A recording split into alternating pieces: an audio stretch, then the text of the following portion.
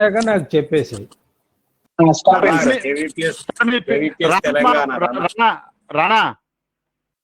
రానా చెప్పండి. హలో రానా, మా మత్స్యకారులు మీ చేతుల్లోనే ఉంది కదా, నువ్వు అందులో ఉన్నావుగా, నువ్వు అది కూడా షేర్ చేయి. రానా చూస్తానన్న, నేను ఉన్నాను. ఓకే, మీరైతే స్టార్ట్ చేయండి అన్న, చూస్తాను నేను. తెలంగాణ రానా, తెలంగాణ రానా. మన ఫేస్బుక్ లన్నీ కూడా షేర్ చేసుకోవచ్చు డాక్టర్ గారు. అంటే మన వాళ్ళకు కూడా మన వాళ్ళకు కూడా అందరికి వెళ్తుంది ఫేస్బుక్ షేర్ చేసుకుంటే. లింక్ అయితే స్టార్ట్ అయింది వినయ్ గారు. Okay, thank you. లింక్ అయితే అందరికి పెట్టాను భయ్యా. Okay, thank you. స్టార్ట్ చేద్దాము. ఫేస్బుక్ స్టార్ట్ అయింది. మిత్రులారా, అందరికీ స్వాగతం. సుందరయ్య విజ్ఞాన కేంద్రం ఈరోజు నిజామాబాద్ జిల్లా కొన్ని ప్రాంతాల్లో ఉన్నటువంటి వీటీసీల సమస్య గురించి చర్చించాలని చెప్పేసి అనుకున్నాము. ఇది క్యాప్షన్ ఏంటంటే, వీడీసీల దౌర్జన్యాలు అడ్డుకొని ప్రభుత్వాలు. చాలా కాలం నుంచి అక్కడ వీడీసీలు అనేటువంటివి ఏర్పడ్డాయి. దాని చరిత్ర ఏమైనప్పటికీ ఇప్పుడు అవి నిర్వహిస్తున్నటువంటి పాత్ర ఆహ్వానించదగ్గదిగా లేదు. అది ఒక విధంగా దౌర్జన్యం చేస్తుంది, చట్ట వ్యతిరేకంగా వ్యవహారం చేస్తుంది. చట్ట వ్యతిరేకంగా వ్యవహారం చేయటం ఏంటంటే, దాని ఎన్నిక అనేటువంటిది ఎంపిక పద్ధతిలో జరుగుతున్నది. దానికేం చట్టం లేదు, రూల్స్ ఏం లేవు. దానికి వాళ్ళు కొంతమందిని ఎంపిక చేయటం, దాంట్లో పెత్తందారులు కీలకమైనటువంటి పదవుల్లో ఉండటం, వాళ్ళు చెప్పింది ఊర్లో అమలు కావాలని నియంత్రించడం, ఒకవేళ ఆ నియంత్రణ ఎవరైనా ఒప్పుకోకపోతే వాళ్ళ మీద దౌర్జన్యం చేయటం. దీని ప్రత్యేకత ఏమిటంటే, ఇది కులం వారీగా జరుగుతుంటది. ఎంపిక కులం వారీగా జరుగుతుంటది. నాకు తెలిసినంత వరకు ఎంపిక కులం వారీగా జరుగుతుంటది. అది బహిష్కరణ కానీ లేకపోతే చర్యలు కానీ కులం వారీగా జరుగుతాయి. అంటే ఒక కులంలో ఎవరైనా ఒక వృత్తి చేసే ఆ వీడీసీల మాట వినకపోతే ఆ మొత్తం కులాన్ని బహిష్కరించేటువంటి పద్ధతి ఉంది. ఇది చాలా పురాతన కాలంలో మనకు కనపడుతుంది. కానీ ఇప్పటికి కూడా అక్కడ ఇది పబ్లిక్ పార్టిసిపేషన్ అనేటువంటి పేరుతో, ప్రజా డెవలప్మెంట్ అనేటువంటి పేరుతో, గ్రామ డెవలప్మెంట్ అంటే ప్రజలందరూ కలిసి ఆ గ్రామాన్ని డెవలప్ చేసుకుంటారు అనేటువంటి పేరుతో ఈ విధమైనటువంటి చట్ట వ్యతిరేకమైనటువంటి దౌర్జన్యపూరితమైనటువంటి విధానాలు ఆ జిల్లాలో జరుగుతున్నాయి. ఇటీవల మన దృష్టికి వచ్చింది ఆర్మూరు నియోజకవర్గము, బాల్కొండ ఆర్మూర్ అనే వచ్చింది పత్రికల్లో. ఆర్మూరు నియోజకవర్గం పిప్రి గ్రామంలో అక్కడ మత్స్యకారుల్ని బహిష్కరించారు. దానికి కారణం ఏంటంటే, మత్స్యకారులు తాము పట్టుకున్నటువంటి చేపలకి ఒక రేట్ నిర్ణయించి దాని ప్రకారం అమ్ముకోవాలి అని అనుకున్నారు. కానీ ఆ రేటు మాకు సమ్మతం కాదు, మేము చెప్పిన రేటుకు మీరు అమ్మాలి అని ఆ తక్కువ రేటుకు వాళ్ళు అమ్మమని షరతు విధించారు. అది మాకు సాధ్యం కాదు అని చెప్పేసి వాళ్ళు చెప్పారు. దాంతో బహిష్కరించారు.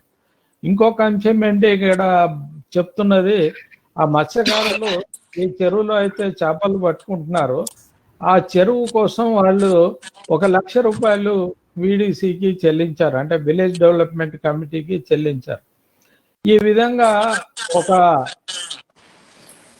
ఒక పన్ను విధించటం లేకపోతే ఒక లెవీ విధించటం చట్టసమ్మతమా కాదా అనేటువంటిది, ఒకవేళ అదే నిజమైతే అది ఎట్లా చట్టసమ్మతం అవుతుంది అనేటువంటిది ప్రభుత్వమే చెప్పాలి.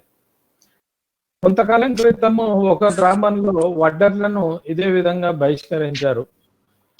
ఇంకొద్ది నెలల క్రితం అక్కడ ఆరెకట్టికల్ని ఒక గ్రామంలో ఇదే విధంగా బహిష్కరించారు. అన్ని వృత్తి సంఘాలు, అదేవిధంగా దళితులు, వృత్తి కులాలు, దళితులు వీళ్ళంతా కూడా ఏదో ఒక దశలో ఈ బహిష్కరణలకు గురవుతున్నారు, ఈ ఆంక్షలకు గురవుతున్నారు. మరి ప్రభుత్వము ఎప్పటికప్పుడు వాటిని అక్కడ ఆందోళన చేస్తే జోక్యం చేసుకొని వాటిని ఏదో సర్ది చెప్పి వాటిని సర్దుబాటు చేస్తుంది. కానీ ఖచ్చితంగా ఆ వీడీసీల మీద చర్య అనేటువంటిది లేదు. అసలు వీడీసీ వ్యవస్థ అనేటువంటిది ఉండాలా, అది గ్రామానికి ఉపయోగకరమా, లేకపోతే గ్రామం మీద కొంతమంది పెత్తనం చేయడానికి ఉపయోగకరమా, ఇది ఏమిటి, ఎందుకు ప్రభుత్వాలు చాలా ఉదాసీనత వహిస్తున్నాయి ఈ అంశం మీద అనేటువంటి అంశాన్ని ఈరోజు మనం చర్చించాలని చెప్పేసి అనుకున్నాము. ఈ చర్చా కార్యక్రమాన్ని సుందరయ్య విజ్ఞాన కేంద్రం తరఫున ఏర్పాటు చేసినాము. ఇందులో బ్లూ బటన్ అనేటువంటి సాఫ్ట్వేర్ యాప్ ద్వారా కొంతమంది వీక్షిస్తున్నారు. అదేవిధంగా ఫేస్బుక్ ద్వారా కూడా కొంతమంది వీక్షిస్తున్నారు. ఫేస్బుక్ ద్వారా చూస్తున్నటువంటి వాళ్ళు తమ ప్రశ్నల్ని కామెంట్ రూపంలో పెట్టవచ్చు. కింద కామెంట్ అని ఉంటుంది. ఆ కామెంట్ మీద తమ ప్రశ్నను నమోదు చేసి దాన్ని ఆప్ చేయవచ్చు. అదేవిధంగా బ్లూ బటన్లో చూస్తున్నటువంటి వాళ్ళు పబ్లిక్ చాట్ అనేటువంటిది పైన ఒకటి ఉంది, దీని మీద క్లిక్ చేసి తమ ప్రశ్నను అందులో నమోదు చేయవచ్చు. ఈ కార్యక్రమంలో వక్త ఒక్కరు మాత్రమే స్క్రీన్ మీద ఉంటారు. వక్త ప్రారంభించటం మొదలు పెట్టిన తర్వాత అందరూ కూడా నాతో సహా అందరూ స్క్రీన్ మీద నుంచి వెళ్ళిపోతారు. వక్త ముగించేటువంటి దశలో తిరిగి కార్యక్రమంలో ఉన్నటువంటి నలుగురు మాత్రమే స్క్రీన్ మీదకి వస్తారు. మళ్ళీ ఎవరు వక్త ఉంటే వాళ్ళు మాత్రమే ఉంటారు, మిగతా వాళ్ళు వెళ్ళిపోతారు. ఇప్పుడు మొదటి వక్తగా నేను డాక్టర్ రామచందర్ గారిని మాట్లాడాల్సిందిగా కోరుతున్నాను. ఆయన నిజామాబాద్ జిల్లాలో చిన్నపిల్లల డాక్టరు. ఆయన అఖిల భారత చిన్నపిల్లల వైద్యుల సంఘం వ్యవస్థాపక అధ్యక్షుడు. అక్కడ గంగపుత్ర సంఘంలో కూడా యాక్టివ్గా ఆయన పనిచేస్తారు. వివిధ సామాజిక కార్యక్రమాల్లో కూడా ఆయన పనిచేస్తారు. ఆయన మనకి ప్రత్యక్షంగా అక్కడ జరిగిందేంటి, జరుగుతున్నదేంటి అనేటువంటి అంశాల్ని ఆయన వివరించగలరు. డాక్టర్ రామచందర్ గారిని మాట్లాడాల్సిందిగా కోరుతున్నాను. Thank you. మిగతా వాళ్ళంతా స్క్రీన్ మీద నుంచి వెళ్ళిపోవాలి. Sir, thank you for your introduction sir. ఈరోజు నిజామాబాద్లో జరుగుతున్న ఈ గ్రామ బహిష్కరణలు, ఇది ఈ విడిసి అంటే వాళ్ళ ఉద్దేశము విలేజ్ డెవలప్మెంట్ కమిటీ అని, కానీ ఇది నిజంగా విలేజ్ డెవలప్మెంట్ కమిటీలు కావు. ఒక గ్రామానికి భారత రాజ్యాంగం కల్పించిన వ్యవస్థలు సర్పంచ్ వ్యవస్థ ఉండగా గ్రామ స్వరాజ్యం కొరకు ఒక సర్పంచ్ వ్యవస్థను ఏర్పరిచి ఎంపీటీసీలు, మండలాధ్యక్షులు, జడ్పీటీసీలు, ఈ రకంగా జిల్లా పరిషత్ చైర్మన్, ఒక గ్రామ వ్యవస్థ నుంచి జిల్లా పరిషత్ చైర్మన్ వరకు ఉన్న ఒక పగడ్బందీ పాలనా వ్యవస్థ ఉండగా ఈ విడిసిలు విలేజ్ డెవలప్మెంట్ కమిటీలు వాళ్ళ ఉద్దేశంలో, కానీ ఇవి విలేజ్ డిస్ట్రక్షన్ కమిటీలు, విలేజ్ డిమాలిషన్ కమిటీలు, విలేజ్ డిమోరలైజేషన్ కమిటీలు, ఇక చివరిగా వస్తే వికాస్ దుబే కమిటీలు అని చెప్పచ్చు. ఇవన్నీ అంటే వికాస్ దుబే నిన్న మొన్నటి వరకు ఏమేమి ఘనకార్యాలు చేసినరో ఈ విడిసిల పేరు మీద వీళ్ళు ఇవన్నీ నిరాఘటంగా కొనసాగిస్తారు.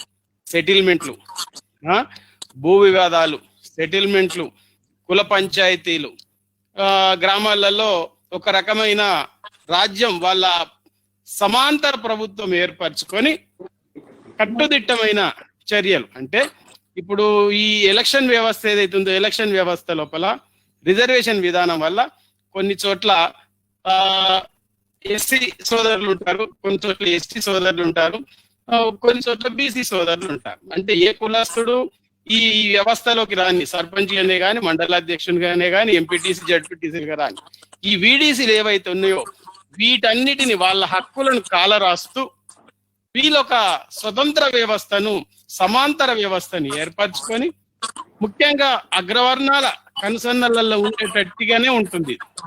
అగ్రవర్ణాలు మీరు ఏ కులస్తులు ఎన్నికైనా పర్వాలేదు, మేము చెప్పినట్టు వినాల్సిందే, మా ముందర కూర్చోవాల్సిందే, కాళ్ళు చేతులు అదుపులో పెట్టుకొని మా ముందర కూర్చోవాల్సిందే. ఈ రకమైన ఒక సమాంతర వ్యవస్థను ఏర్పరచుకునే ఉద్దేశంలో భాగంగా ఈ ప్రభుత్వాలన్నీ చూస్తుండగా, కలెక్టర్లు చూస్తుండగా, ఒక జిల్లా పాలనాధికారి ఎస్పీ చూస్తుండగా, మొత్తం మంత్రులు ఎమ్మెల్యేలు చూస్తుండగా వీళ్ళు ఇట్లాంటి సమాంతర ప్రభుత్వాలను ఏర్పరిచి ప్రజలను, ముఖ్యంగా అణగారిన ప్రజలను వీళ్ళు భీతిల్లేటట్టు చేస్తూ ఉంటారు. ఈరోజు పిప్రిలో జరిగిన సంఘటన కూడా అది. ఏదో చిన్న చిన్న గొడవల్ని దృష్టిలో పెట్టుకొని వాళ్ళ మీద కక్ష సాధింపు చేసే ఉద్దేశంతో మొత్తం కులాన్ని వీళ్ళు శాసించే విధంగా బహిష్కరించడం అనేది చేశారు. అంటే చేపల ధర అని అనుకుందాం. ఈరోజు ఈ ప్రభుత్వాలు ఏ ధరను నియంత్రిస్తున్నాయి? నిన్న మొన్నటి దాకా చికెన్ 100 రూపాయలు ఉండే, 6 సంవత్సరాల కిందటి వరకు 100 రూపాయల కిలో ఉండే, ఈ రోజు 300 కిలో, 300 పై చిల్లర. ఎవరు నియంత్రించారు? ఎందుకు ఇవి ఆకాశానికి ఎక్కిన ఈ ధరలు? మటన్ 500-600 వరకే ఉండి ఇవాళ 800-900 కిలో ఉన్నది. ఎవరు నియంత్రించారు మటన్? మరి మీరు చేపల ధర నియంత్రించే అధికారం గ్రామ కమిటీలకు ఎక్కడిది? విలేజ్ డెవలప్మెంట్ కమిటీలకు ఎక్కడిది? ఒక పంట పండినప్పుడు ఒక రైతు ఎక్కడికన్నా ఎవరికన్నా అమ్ముకుంటాడు, ఒక దళారికి అమ్ముకుంటాడు, మార్కెట్ కమిటీకి కూడా రావచ్చు. ఆయన ఎవరికి అమ్ముకోవాలని ఎక్కడ ఖచ్చితంగా నిబంధనలు ఏం లేవు కదా. మొన్న లాక్డౌన్ టైంలో అంటే ఉన్నాయి, అంతకుముందు ఎప్పుడు లేవు కదా, ఇంతవరకు ఎన్నడూ లేవు కదా. ఇగో ఈ రకమైన నియంత్రణ అనేది ఎవరు నియంత్రించారు? అంటే వీళ్ళు పేదవాళ్ళు కాబట్టి మీరు ధర నిర్ణయిస్తారా? మీకు ఊళ్ళోనే అమ్ముకోవాలా? వాళ్ళు ఎప్పుడన్నా చేపల వ్యాపారం చేసి గ్రామాలలో ఎవరైనా లక్షాధికారులు అయినరా? ఎవరైనా కోటీశ్వరులు అయినరా? అదే ఎంత పనికిమాలిన, అంటే ఎంత నీచమైన బతుకు గత 70 ఏళ్ళుగా గంగపుత్రులు బ్రతుకుతున్నారంటే, ఈరోజు పల్లెటూర్లలోకి వెళ్తే గంగపుత్రులను చూస్తే నిజంగా ఎస్సీ ఎస్టీ రిజర్వేషన్లు గంగపుత్రులకు లభించాలి అని మనకు అనిపిస్తుంది. వాళ్ళ దీనావస్థను చూస్తుంటే, వాళ్ళ బ్రతుకు తెరువు చూస్తూ ఉంటే. కానీ ఆ రకంగా లేదు. ఏ రోజు కూడా గంగపుత్రులు ఈ చేపలు అమ్ముకొని 3 పూటల పొట్ట గడిచిందేమో కానీ అంతకుమించి వాళ్ళు బాదుకున్నది ఏం లేదు. వీళ్ళని చూసి ఊర్లో ఇతర వృత్తుల వారు కుళ్ళుకోవడాలు, వాళ్ళని నియంత్రించే పద్ధతులు చేసుడు. మీ త్రో అవే రేట్కు, మేము చెప్పిన రేటుకు మాకు అమ్ముకోవాలి, మా దగ్గర మిగిలినవి మీరు బయట అమ్ముకోవాలి. ఇది ఎక్కడి దుర్మార్గం? 4 డబ్బులు ఎక్కువ వస్తున్నాయి అంటే పక్క ఊరికి వెళ్ళి అమ్ముకునే వెసులుబాటు లేదా? మీరు చెప్పినట్టే వినాలా? ఈ రకమైన వ్యవస్థ ఈ రోజు నిజామాబాద్ లో నెలకొన్నది. ఈ రోజు అంటే మనందరికి పిప్రి కనబడ్డది, కానీ పిప్రి కంటే ముందు అంసాపూర్ లో ఇదే పరిస్థితి ఉన్నది, ఉమ్మెడలో కూడా ఇదే పరిస్థితి ఉన్నది, గుమ్మిరియాల్లో కూడా ఇదే పరిస్థితి ఉన్నది. గుమ్మిరియాలనైతే గంగపుత్రులు ఇలాంటి ఈ దబాయింపుకు ఈ బాగా భీతిల్లిపోయి వాళ్ళు అడిగినంత అమౌంట్ పెనాల్టీగా కట్టారు. అంసాపూర్ లో ఉమ్మెడల మాత్రం ఇంకా కట్టలేదు. అయితే ఇందులో దుర్మార్గం ఏంటంటే, ఈ జిల్లా ఏడి ఎవరైతే ఉంటారో, ఫిషరీస్ ఏడి, ఇక్కడ ఎవరు రాజారాం అని ఉన్నట్టున్నారు, ఆయన ఏమంటాడు, వాళ్ళు అడిగినంత ఇచ్చేయండి అబ్బా, ఎందుకు వాళ్ళతోటి గొడవ? ఇదా? ఒక ప్రభుత్వ వ్యవస్థలో ఉన్న అధికారులు కూడా ఈ వీడీసీల దౌర్జన్యానికి, దుర్మార్గాలకు వత్తాసు పలకడు. ఈ రకమైన దుర్మార్గపు పరిస్థితి ఈ రోజు నిజామాబాద్ లో నెలకొంది. మనం చేయగలిగింది ఏంటంటే, నిజంగా మత్స్యకారులకు మనం సిన్సియర్ గా ఏమైనా చేద్దామంటే కనుక అసలు ఈ వీడీసీలను మొత్తం రద్దు చేయాలి. ఇవి చట్ట వ్యతిరేకమని మనం ఒక ప్రభుత్వం మీద ఒక ఉద్యమం తీసుకురావాలి. ఉద్యమం తీసుకొచ్చి వీడీసీలను డిమాలిష్ చేయాలి, వీడీసీలను టోటల్ గా బ్యాన్ చేసేసేయాలి. ఎట్లనైతే రకరకాల తీవ్రవాద సంస్థల్ని ప్రభుత్వము ఈ వ్యవస్థకు ప్రమాదకారి అని ఏండ్ల తరబడి, దశాబ్దాల తరబడి బ్యాన్ చేస్తూ వస్తుందో, మరి ఈ వ్యవస్థ ఎందుకు?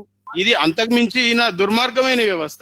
ప్రజలలో ఉంటూ ప్రజలకు ఇంకా ఇప్పటికీ ఆ కుల ఏదైతే విభజన ఉందో ఆ విభజనను ప్రస్ఫుటంగా ప్రజలకు రోజు కల్లారా చూపిస్తూ వాళ్ళని మీరు ఎక్కడ ఉండాలనో అక్కడ ఉండండి అని చూపించే ఈ అగ్రవర్ణ పెత్తనపు వ్యవస్థను ప్రజలందరూ, ప్రజాస్వామ్యవాదులందరూ గ్రహించాల్సిన అవసరం ఉంది.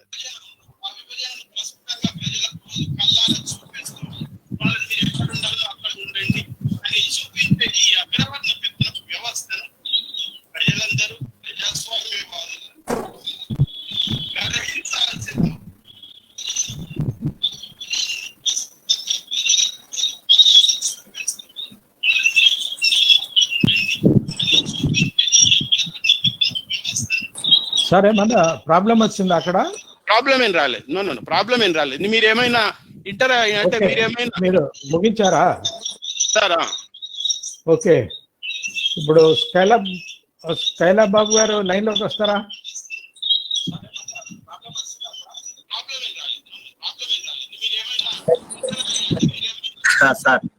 ఓకే, ఇప్పుడు డాక్టర్ రామచందర్ గారిని ఏదైనా అడగాలి అనుకునేటువంటి వాళ్ళు ఫేస్బుక్ కింద కామెంట్ లో కానీ లేకపోతే పంపించేట్ల చాట్లో కానీ వాళ్ళ క్వశ్చన్ నమోదు చేయవచ్చు.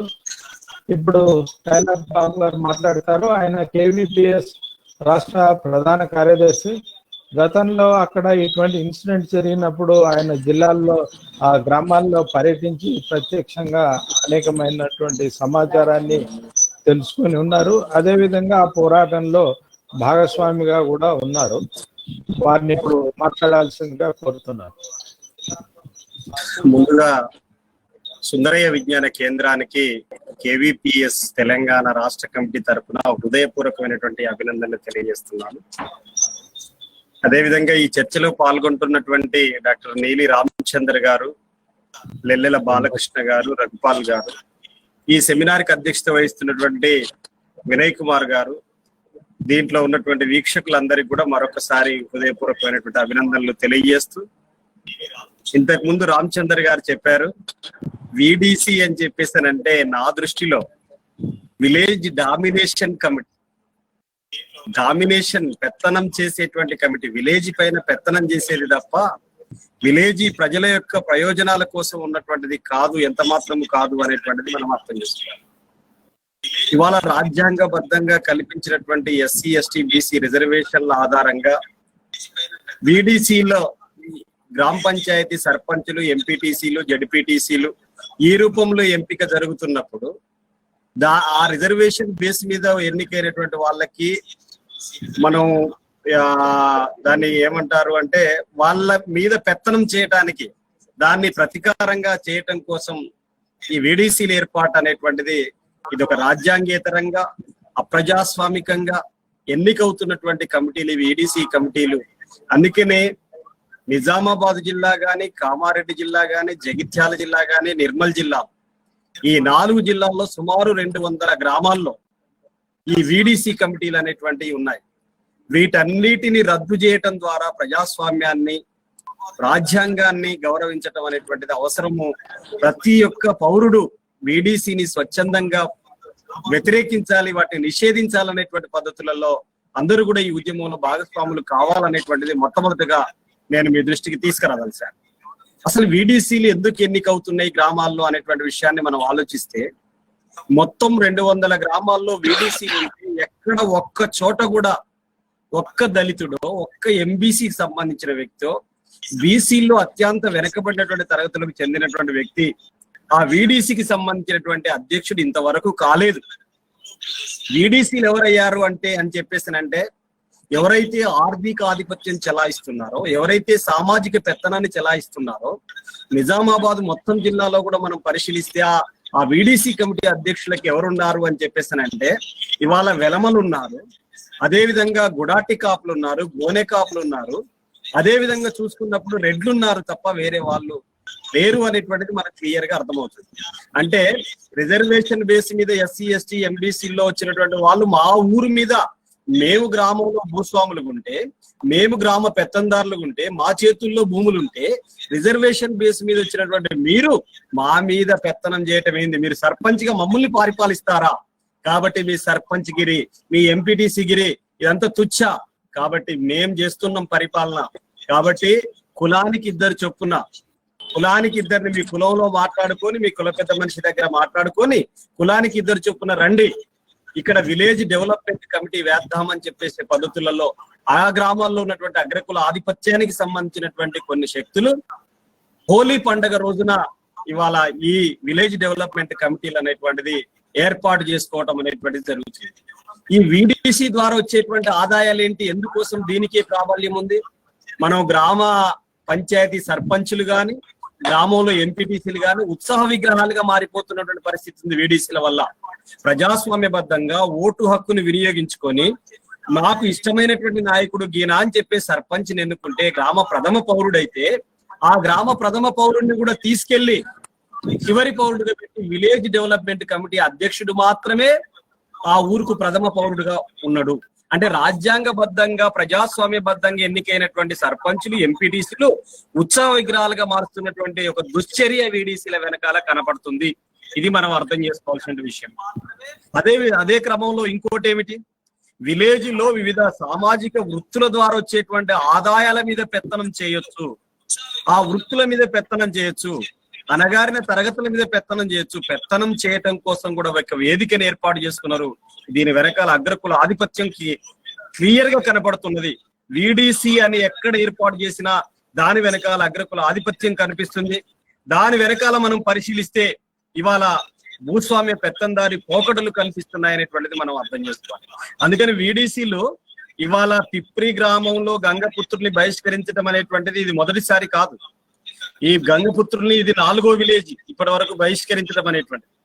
వడ్డెర్లను బహిష్కరించారు, మాదిగల్ని బహిష్కరించారు, మాలల్ని బహిష్కరించారు, అదేవిధంగా గీతా కార్మికుల్ని, మత్స్యకారులని మనం పరిశీలిస్తే వృత్తిదారులందరినీ కూడా కొన్ని చోట్ల పద్మశాలీల్ని కూడా బహిష్కరించారు.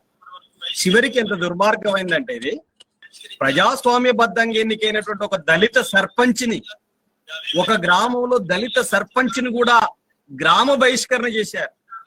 మీరు గ్రామ బహిష్కరణ అంటే ఎంత దారుణం అంటే ఇది మధ్యయుగాల కాలంలో మనం ఒక 500 సంవత్సరాలు వెనక్కి పోతే ఉండేటువంటి బహిష్కరణలు.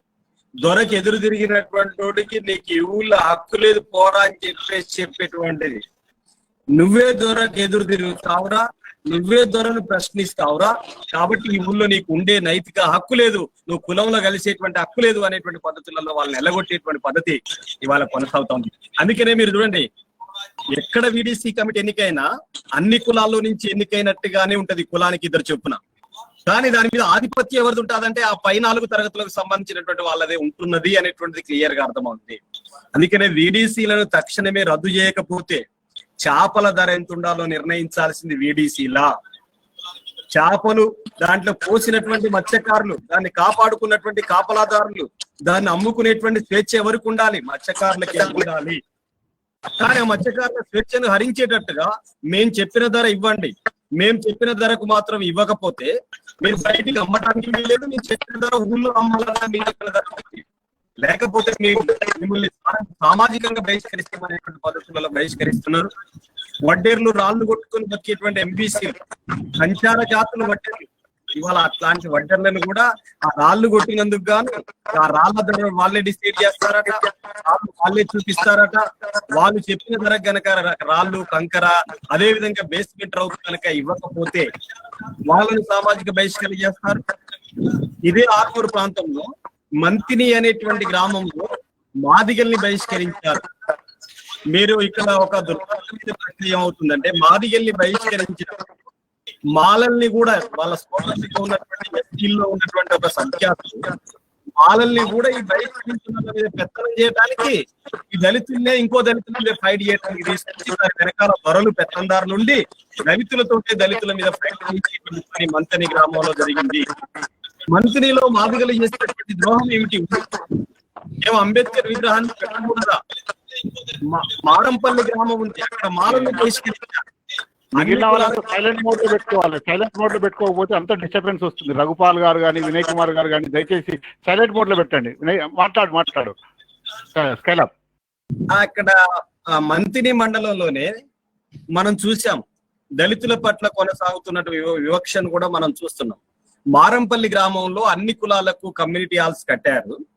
మరి దళితులుగా మాకు కూడా కట్టండి, మేము కూడా 50,000 రూపాయలు విడిసికి ఇస్తున్నాము, మాకు కూడా కట్టండి, మా భూమి పక్కన రోడ్డు పక్కన ఉన్నదని చెప్పేసి అన్నందుకు 80 మాల కుటుంబాల్ని 3 నెలల పాటు సాంఘిక బహిష్కరణ చేశారు.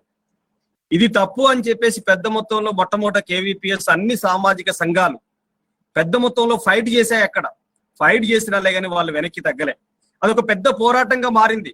వాళ్ళు టెంట్ వేసుకొని సుమారు 100 రోజులకు పైన టెంట్ కింద జీవనం సాగించారు. సాంఘిక బహిష్కరణ చేస్తే చివరికి సర్పంచ్ ఎన్నికలు వచ్చినప్పుడు కూడా టెంట్ కిందే ఉండి ఒక దళిత మహిళని పోటీ పెడితే మొత్తం వాళ్ళకి 180 ఓట్లు ఎస్సీలకు ఉంటే వాళ్ళకి అదనంగా ఊళ్ళోకి వెళ్ళి 100 ఓట్లు వాళ్ళకి పడ్డాయి. అంటే 280 ఓట్లు మాలలకి పడ్డాయి. అంటే ఊళ్ళో కూడా విడిసి వ్యవస్థ తప్పు అని చెప్పేసేటువంటి పద్ధతులలో ప్రజాస్వామ్యయుతంగా అక్కడ సపోర్ట్ చేయటం అనేటువంటిది జరిగింది అనేటువంటి విషయం అర్థమైంది. అందుకే విడిసిల వల్ల ఇబ్బంది పడుతున్న వాళ్ళు ఎక్కువ మొత్తంలో ఉన్నారు. కానీ విడిసి అధ్యక్షుడిగా ఉన్నటువంటి వాళ్ళు కానీ ఆ పెత్తందారులు కానీ ఏం చేస్తున్నారంటే మాలల్ని మారంపల్లిలో బహిష్కరిస్తే మాదిగల్ని ముందు పెట్టారు, మంతనిలో మాదిగల్ని బహిష్కరిస్తే మాలల్ని తీసుకొచ్చి అడ్డం పెట్టారు. అంటే ఇప్పుడు మాలలు మాదిగలు తన్నుకు చావాలి. ఒక గంగపుత్రుల్ని బహిష్కరిస్తే ముదిరాజుల్ని తీసుకొచ్చి గంగపుత్రుల మీద దాడి చేస్తారు. ఇవి మన విభజించు పాలించు అనేటువంటి పద్ధతులలో ఇప్పటికే అన్ని రూపాల్లో విభజించబడి ఉన్నాం మనం. మత్స్యకారులలో ముదిరాజులు, గంగపుత్రులు, మాదిగలు, మాలలు ఈ రూపంలోనే మనం విభజితమై ఉన్నటువంటి పరిస్థితులలో ఇవాళ ఈ వీడీసీల పేరు మీద మన మీద దాడి జరిగేటువంటి క్రమంలో మన సోదరులన్నీ మన మీదకి మన ఏళ్లనే మన కంట్లో కూర్చేటువంటి పని కూడా ఈ గ్రామాల్లో జరుగుతుంది. మేము మారంపల్లికి వెళ్ళాం, చాలా సార్లు వెళ్ళాం. హైకోర్టు న్యాయవాదుల బృందాన్ని కూడా అక్కడికి తీసుకొని వెళ్ళాం. ఆ పోరాటంలో ప్రత్యక్షంగా నేను పాల్గొన్నాను. జరిగింది ఏమిటి అక్కడ? మారంపల్లి అనేటువంటి గ్రామంలో ఎస్సీ ఎస్టీ కమిషన్ జాతీయ కమిషన్స్ మెంబరు కె రాములు సభ ఆ ఊరికి వస్తే ఆ రాములు యొక్క కాన్వాయ్ని కూడా అడ్డగించారు. ఎవరు అడ్డగించారు? మాదిగలు అడ్డగించారు. ఎవరు అడ్డగింపజేశారు? దాని వెనకాల ఎవరున్నారు? ఇప్పుడు మనం చూస్తే కలెక్టర్ గాని, ఆర్డీఓ గాని, అదేవిధంగా ఇతర ఆఫీసర్లందరూ కూడా ఈ వీడీసీ వాళ్ళ పెత్తందారి పోకడలకి లోబడే వాళ్ళు వ్యవహరిస్తున్నట్టు తీరు కనిపిస్తుంది. మీరు గ్రామ సభలు ఏదైనా జరిగితే వీడీసీ కమిటీ అధ్యక్షుడు ఆ సభకి అధ్యక్షత వహిస్తున్నాడు. గ్రామ సర్పంచ్ గ్రామ సభకి అధ్యక్షత వహించాలి. చాలా గ్రామాల్లో ప్రజాస్వామ్యాన్ని కూని చేసి ఇలా రాజ్యాంగేతర శక్తిగా మొత్తం అందరి మీద ఆధిపత్యం చేసేటువంటి పద్ధతుల్లో వ్యవహరిస్తున్నటువంటి తీరును మనం ప్రత్యక్షంగా చూస్తున్నాం. అందుకే వీడీసీల్ని గనక రద్దు చేయకపోతే, వీడీసీలు ఇప్పుడు మీరు ఎమ్మెల్యేలు కూడా దాసోహం అవుతున్నారు వీడీసీలకి. వీడీసీలు చెప్పినట్టుగా, ఎందుకంటే వీడీసీ అంటే ఊరు మీద ఒక ఐక్యతను సాధించినటువంటి విలేజ్ డెవలప్మెంట్ కమిటీ అని చెప్పేసి అనుకొని ఈ వీడీసీ అధ్యక్షుని పట్టుకుంటేనే నాకు ఓట్లు వస్తాయి, నేను గెలుస్తా అనేటువంటి పద్ధతులలో ఆ రూపంలో మొత్తం ఎమ్మెల్యేలు, ఎంపీలు, మంత్రులు అందరూ కూడా వీడీసీ కమిటీ అధ్యక్షుల చుట్టూ తిరుగుతున్నారు తప్ప గ్రామ ప్రజల యొక్క సమస్యల మీద గాని, ఆ గ్రామ ప్రజాస్వామ్యబద్ధంగా ఎన్నికైన వార్డు మెంబర్లు గాని, ప్రజాస్వామ్యబద్ధంగా ఎన్నికైన గ్రామ ప్రథమ పౌరుడు సర్పంచ్ని గాని పరిగణలోకి తీసుకునేటువంటి పరిస్థితి ఉంది. ఇవాళ టిఆర్ఎస్ ప్రభుత్వం ఒక పునరాలోచన చేయాల్సిన అవసరం ఉంది. ప్రజాస్వామ్యం కూని చేయబడతా ఉంటే ఆ జిల్లాలో మంత్రి ఉండి ఆ మంత్రి కూడా ఈ వీడీసీల వెనకేసుకొచ్చి ఇవాళ గంగపుత్రుల్ని బహిష్కరించినప్పుడు కానీ, దళితుల్ని బహిష్కరించినప్పుడు కానీ మంత్రులు, ఎమ్మెల్యేలు, అధికారులు వీళ్ళ యొక్క వాయిస్ ఎవరి పక్షాన్ని నిలబడుతుంది? నోరు మెదపడం లేదు. ఇవాళ మనం ఈ చర్చలో పాల్గొంటున్నాము. నిజామాబాద్ జిల్లా కలెక్టరేట్ ముందు సిపిఎం, ఇతర వామపక్ష పార్టీల నాయకులు పెద్ద ఎత్తున ధర్నా చేశారు. వీడీసీని రద్దు చేయండి, గంగపుత్రుల సాంఘిక బహిష్కరణ ఇది తప్పు అని చెప్పేటువంటి పద్ధతులలో కేవీపీఎస్, ఇతర సామాజిక సంఘాలు, వామపక్ష పార్టీలు కలిసి ఇవాళ ధర్నా చేస్తున్నాయి. ఆ రోజు మేము కూడా ధర్నా చేశాం. ఇవాళ కలెక్టర్ గారికి మేము రిప్రజెంటేషన్ ఇచ్చినప్పుడు కలెక్టర్ గారు అన్నది ఏంటంటే, ఈ గ్రామాల్లో ఇప్పటికీ కూడా ఆధిపత్యంలో వాళ్ళు ఉంటున్నారు. ఇది ఇక్కడ ఒక కలెక్టర్ గా నిర్ణయం తీసుకొని చేసేటట్టుగా లేదు. వేళ్ళూను కొనిపోయి ఉన్నాయి వీడీసీలు. ఎక్కడికెక్కడ ఊళ్ళో స్వాగత తోరణాల్లాగా విలేజ్ డెవలప్మెంట్, గ్రామ పంచాయతీ కార్యాలయము పలానా నవీపేటనో లేకపోతే పలానా పిప్రి అనో పెట్టడం అదేమైనా సబబు. కానీ గ్రామ అభివృద్ధి కమిటీ అని పెద్ద పెద్ద తోరణాలు, ఆ తోరణాల కిందకి వెళ్ళి పోవాలి అంత జనమంతా. ఆ పద్ధతులలో కట్టి మొత్తం అన్ని కులాలను యూనిఫై చేసి చేయటం, బహిష్కరణ గురి చేయటం, బహిష్కరిస్తున్న వాళ్ళందరూ కూడా అగ్రకుల పెత్తందారులు, బహిష్కరణతో బాధపడుతున్న వాళ్ళు, సాంఘిక బహిష్కరణకు గురవుతున్న వాళ్ళు కూడా ఎస్సీలు, ఎస్టీలు, ఎంబీసీలు, అత్యంత వెనుకబడినటువంటి తరగతులకు గురైనటువంటి వాళ్ళు బీసీలు, వీళ్ళు కూడా ఇవాళ సాంఘిక బహిష్కరణకు గురవుతున్నటువంటి తీరుంది. అందుకనే దీనికి మార్గాలు ఏమిటి, తక్షణమే వీడీసీల్ని గనక రద్దు చేయకపోతే జరిగేటువంటి ప్రమాదాలు ఏమిటి అని చెప్పి మనం ఆలోచించినప్పుడు, సాటి మనిషిని మనిషిగా చూడనటువంటి ఒక దుర్మార్గమైనటువంటి వ్యవస్థ ఇవాళ గతంలో మనం చూసేది. ఇప్పుడు కూడా కొన్ని గ్రామాల్లో సాటి మనిషిని మనిషిలాగా చూడకుండా వివక్ష పాటించడం, వీడు పనికిరాడని. ఇవాళ కరోనా వచ్చినప్పుడు కూడా చూస్తున్నాం మనం. ఒక మనిషి ఇంతకాలం అంతా దళితులు మాత్రమే అంటరానోళ్ళు, మీరు దూరంగా ఉండు అనేది ఇప్పుడు ప్రతి మనిషి ఇంకో మనిషిని జర దూరంగా ఉండు అనేటువంటి పరిస్థితి వచ్చింది. అంటరానితనాన్ని ఇవాళ అందరూ కూడా అనుభవిస్తున్నటువంటి పరిస్థితి ఉంది.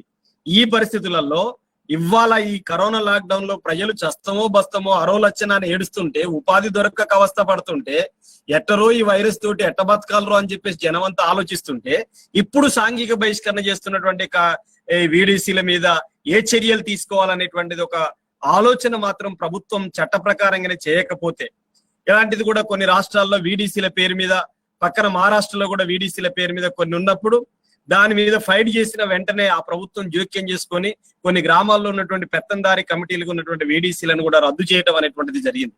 అది కూడా ఈ రాష్ట్రంలో ఆ రూపంలో చేయాల్సిన అవసరం ఉంది. ఈ రాష్ట్రంలో వీడీసీని రద్దు చేయకపోతే జరిగేటువంటి ప్రమాదం మళ్ళీ ఎవరికి నష్టం? కరోనా వచ్చినా నష్టపోతున్నటువంటి ఎస్సీలే, కరోనా నష్టపోతున్నటువంటి కరోనా వైరస్ వల్ల ఉపాధి కోల్పోయి అన్ని రకాలుగా ఇబ్బంది పడుతున్న తరగతులకే ఈ సాంఘిక బహిష్కరణ వేటు కూడా వేయటం అనేటువంటిది జరుగుతుంది. అందుకనే తక్షణమే వీడీసీని రద్దు చేయాలి. అది చట్టపరంగానే అసెంబ్లీలోనే తీర్మానం చేస్తామా, లేకపోతే కలెక్టర్లకు ఆదేశాలు ఇస్తామా, సర్వ హక్కులు కలెక్టర్లకు ఇస్తామా, దాన్ని ఏ రూపంలో చేస్తామా కానీ వీడీసీలన్నింటిని రద్దు చేయాలి. అక్కడ ప్రజాస్వామ్యాన్ని కాపాడాలి, రాజ్యాంగాన్ని కాపాడాలి, పేదల హక్కులకి ఒక రక్షణ కల్పించబడాలంటే ఇప్పటికైనా కానీ వీడీసీని రద్దు చేయాలనేటువంటిది మేము చాలా పద్ధతుల్లో ఇప్పటికీ హైదరాబాద్ లో కేవీపీఎస్ ఆధ్వర్యంలో రౌండ్ టేబుల్ సమావేశం పెట్టాం. అసలు నిజామాబాద్ జిల్లాలో దళితుల పరిస్థితి దారుణంగా ఉంది. ఒకవైపు అగ్రకుల ఆధిపత్యం కొనసాగుతా ఉంది. నిజామాబాద్ జిల్లాలో నవీపేట మండలంలో మీరు చూశారు, అభంగపట్నం అనేటువంటి గ్రామంలో గత 2 years బ్యాక్ భరత్ రెడ్డి అనేటువంటి ఒక బీజేపీ జిల్లా అధ్యక్షుడు సినిమా షూటింగ్ పేరు మీద దళితులు ఇద్దరిని తీసుకుపోయి మురుగునీటిలో ముంచి, ముక్కుతోటి ముంచి మురుగునీటిలో ముంచి అవమానించినటువంటి సంఘటన మొత్తం దేశం, రాష్ట్రం అంతా కూడా ఆలకించింది. ఈ ఘటనలో ఒకవైపు దళితుల మీద దాడులు, దౌర్జన్యాలు ఒకవైపు జరుగుతుంటే, మరొక వైపున ఈ సాంఘిక బహిష్కరణ పేరుతో కూడా దాడులు, దౌర్జన్యాలు జరుగుతున్నటువంటి పరిస్థితి ఉంది. అందుకనే తక్షణమే వీడీసీని రద్దు చేయడానికి అన్ని రాజకీయ పక్షాలు, అదేవిధంగా అన్ని సామాజిక సంఘాలు, ప్రజాస్వామ్యాన్ని బతికించాలనుకునే ప్రతి ఒక్కరూ, రాజ్యాంగం మీద గౌరవం ఉన్న ప్రతి ఒక్కరూ వీడీసీల యొక్క రద్దు కోసం జరిగేటువంటి ఐక్య పోరాటంలో కలిసి రావాలని, దాని మీద ఒక కార్యాచరణ చేయడానికి ఇప్పటికే వామపక్ష పార్టీలు, సామాజిక సంఘాలు చేస్తున్నాయి. వాళ్ళతో కులవివక్ష వ్యతిరేక పోరాట సంఘం కూడా కలిసి ఖచ్చితంగా వీడీసీల రద్దు పోరాటంలో కలిసి పనిచేస్తామని, సుందరయ్య విజ్ఞాన కేంద్రం నిర్వహించినటువంటి ఈ సెమినార్ అనేటువంటిది ఎంతో ఉపయోగకరమైనగా ఉంటదని, అందరికీ ఉపయోగపడుతుందని చెప్పేసి ఆశిస్తూ నాకు ఈ అవకాశం ఇచ్చినందుకు మరొకసారి ధన్యవాదాలు తెలియజేస్తూ సెలవు తీసుకుంటాను. థ్యాంక్ యూ స్టైలప్ గారు. నేను కనపడడం లేదు, వినపడుతుందన్న మాట? మీరు కూడా కనిపిస్తున్నారు నాకైతే. ఓకే, అందరికి కూడా కనపడుతున్నా అనుకుంటాను. ఓకే, థ్యాంక్ యూ స్టైలప్ బాబు గారు, చాలా వివరాలు చెప్పారు. ఇప్పుడు నేను బాలకృష్ణ గారిని కోరుతున్నాను. ఆయన తెలంగాణ మత్స్యకారుల సంఘం రాష్ట్ర ప్రధాన కార్యదర్శి. ఆయన కూడా అనేకమైనటువంటి అంశాల్ని ఆ జిల్లాలో ఇదివరకు గమనించారు. ఈ పోరాటంతో కూడా టచ్ లో ఉన్నటువంటి వ్యక్తి కనుక ఆయన ముందు మాట్లాడాల్సిందిగా కోరుతున్నాను. ముందుగా తర్వాత ప్రశ్నలు. కానీ మాట్లాడేది వినపడుతుందా సార్? వినపడుతుంది సార్. ముందుగా ఈ వీడీసీల ప్రోగ్రామ్ ఏదైతే విలేజ్ డెవలప్మెంట్ కమిటీ పేరుతోటి అణగారిన వర్గాల మీద, ఈ భూస్వాముల దాడుల మీద మంచి ప్రోగ్రాం సుందరయ్య విజ్ఞాన కేంద్రం వారు నిర్వహిస్తున్న ఈ కార్యక్రమానికి ముందుగా మా మత్స్యకారుల సంఘం రాష్ట్ర కమిటీ తరఫున వినయ్ కుమార్ గారికి ధన్యవాదాలు. దీంట్లో ముఖ్య అతిథిగా వచ్చిన డాక్టర్ నీలి రామచంద్ర గారు, అదేవిధంగా కుల వివక్ష వ్యతిరేక పోరాట సంఘం రాష్ట్ర ప్రధాన కార్యదర్శి స్కైలాబ్ బాబు గారు, అదేవిధంగా రఘుపాల్ గారు, ఇక్కడ ఈ కార్యక్రమంలో పాల్గొన్నటువంటి మిత్రులందరికీ కూడా మత్స్యకారుల సామాజిక ఉద్యమ వందనాలు తెలియజేస్తున్న మిత్రులారా.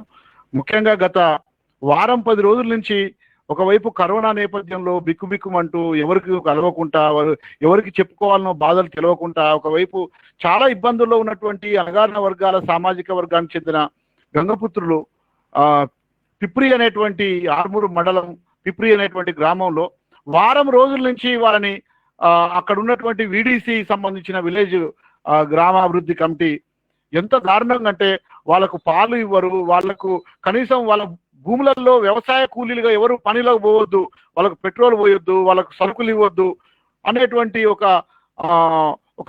ప్రత్యేకమైనటువంటి ఒక సామ్రాజ్యాన్ని లాగా ఈరోజు పిప్రి గ్రామంలో వారం రోజుల నుంచి వాళ్ళు ఒక 38 గంగపుత్ర కుటుంబాలు ఇంత అన్యాయంగా ఉంటే అక్కడ ఉన్న మంత్రి ఏమైపోయిండు, అక్కడ ఉన్న ఎమ్మెల్యే ఏమైపోయిండు, ఆ గ్రామ స్వరాజ్యం అనుకున్నటువంటి ఇప్పుడు పరిపాలనా వ్యవస్థ ప్రజాస్వామ్యం ఏమైపోతుంది?